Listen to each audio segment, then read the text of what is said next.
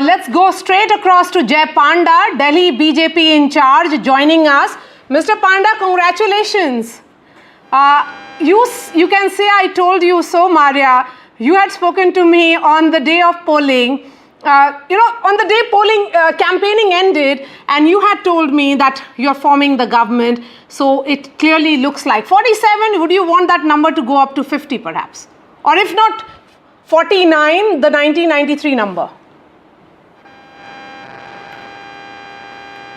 Look, the single biggest reason that we are creating history today and forming a BJP government after 27 years in Delhi is because the people of Delhi have immense faith in the Prime Minister Modi ji's guarantees that the BJP's promises in the Sankalp Patra manifesto will be implemented. And it wasn't only on election day that I told you, but for about 2 months I have been telling everybody that the feedback I have been getting from our Karyakartas, lakhs of our Karyakartas have been slogging day and night for months, is that from all sections of society, the feedback was very, very clear. They were sick and tired of the Abda, that the disaster that had enveloped Delhi for a dozen years. They were sick and tired of the corruption, of the daily drama and excuses and blame game. And they had faith in Modi ji's guarantee. They wanted a double-engine government, and that's why I was very confident that we would comfortably form the government with a 2/3 majority. Mr. Panda, what are the 3 factors, if I were to ask you, that worked for you? Number 1 is Modi ji's guarantee. I have personally experienced it for several months, going all over Delhi, and people had this great faith that they would escape this disaster in Delhi, and the alternative was the BJP's commitments and backed by Modi ji's guarantee. Number 2, the strategic roadmap designed by Amit Bhai Shah ji and our National President JP Nadda ji. And the third reason, the lakhs of Karyakartas who slogged for all these months, are the 3 big reasons. And of course, behind all this was this great anger that the people of Delhi had in all sections of society. People in slums were tired of the false promises of clean water and having to buy water from the tanker mafia. People in the middle classes were tired of the false promises with no development in public infrastructure, public transport. People everywhere were sick and tired of the fake promises to clean the Yamuna and so on and so forth. How much role do you think the 1st of February budget had, and particularly the relief that the taxpayers got, and also the 8th Pay Commission? What role did these 2 announcements have on the results of today? The budget, of course, enthused people in Delhi because a very large number of people fall into the middle class, whether it is the lower middle class or the entire number of people connected to the middle class in Delhi are approximately 1 crore of people. But it is something that enthused all of India as well. The budget has been hugely responded to by the people all over Bharat. And similarly, the 8th Pay Commission is something that, pay commissions happen at a scheduled time after a period of certain number of years. And all of these are indeed very motivational to the people of Delhi. But basically, they have faith in the BJP's guarantees, the BJP's promises, which are backed by Modi ji's guarantees, which we have said that the main promises will start getting implemented from the very first cabinet meeting itself. That's our track record. That's how we have done it in other states. And finally, India has been growing so rapidly under Prime Minister Modi's leadership, fastest growing economy for many years, 5th largest economy, headed to the 3rd largest economy. And Delhi deserves to be a capital representing such a nation. So Viksit Bharat, a developed India, is going to get Viksit Delhi, a developed Delhi. Okay, but Mr. Panda, one may say that for 10 years also brand Narendra Modi was driving the national capital. How is this election different from the last 10 years? Let's not forget that, when it came to Lok Sabha polls, BJP did manage 7 on 7 because of Prime Minister Modi's own enduring image and the larger credibility that he enjoys. Yes, you're right. We've been winning massively at the Lok Sabha level in Delhi for a decade.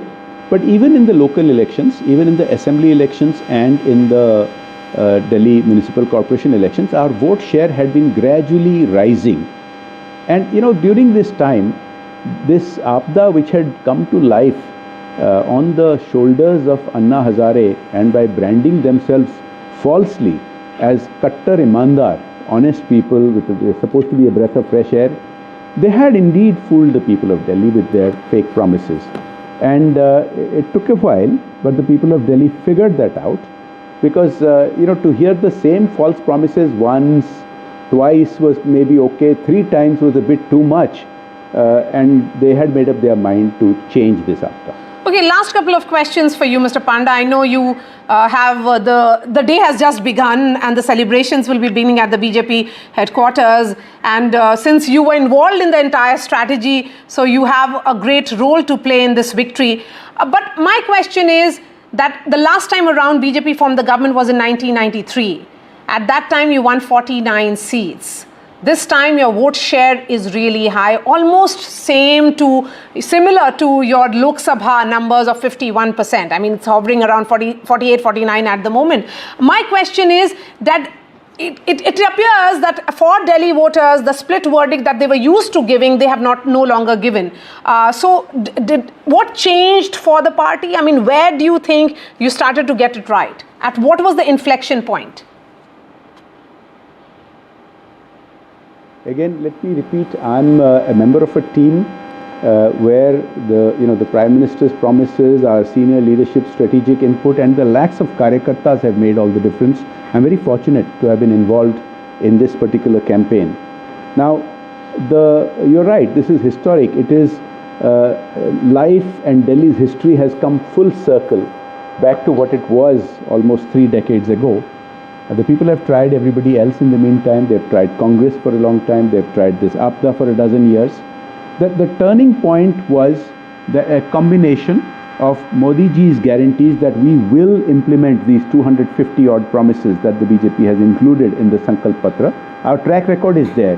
When we say we will clean the Yamuna, the track record is there in Sabarmati, where a world-class riverfront has been built when the Prime Minister was the Chief Minister there. Similarly, in other states, whatever we have committed, because it has Modi ji's guarantee, has been implemented.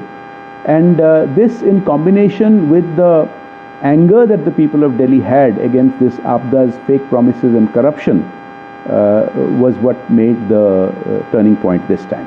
Okay, so who will be the Chief Minister now? So I have said this quite clearly when we discussed earlier. We are not only the world's largest political party today, but in history, ever in the history of humankind. And we are transparent and we are democratic. Anybody, any karyakarta can rise to the top, as you have seen in the case of Modi ji himself, who came from humble origins and is today the world's most popular leader. The format we've been following, which has been successful all over the country, that at the national level we have the world's most popular leader. At the state level we have been contesting elections on a collective leadership basis, and after the elections we have a process for choosing our leader in the assembly. It has input from stakeholders of the party and ultimately is decided, as you know, by our parliamentary board. So whoever comes out of this process to lead the BJP's government in Delhi will be a very good leader, will start implementing the double engine Sarkar initiative from the very first cabinet meeting. No drama, only development. Okay, before I let you go, a word also on Arvind Kejriwal and Manish Sisodia's defeat while Atishi managing to win. So look, the people who had given these false promises, the people who had been involved in the scams, in the liquor scam, in the classroom scam, in the Mohalla clinic scam, in the false medicine scam where children have died, the CAG's report points out more than 2,000 crores worth of corruption. Obviously, they have to bear the fullest brunt of the people's reaction. And that's why the leadership has taken a very big hit. This was evident for even months ago when the leadership, the former Deputy Chief Minister, changed his seat because he was facing high anti-incumbency. So you can see that overall they've taken quite a beating, and it was only natural. All right, Mr. Jay Panda, congratulations to you.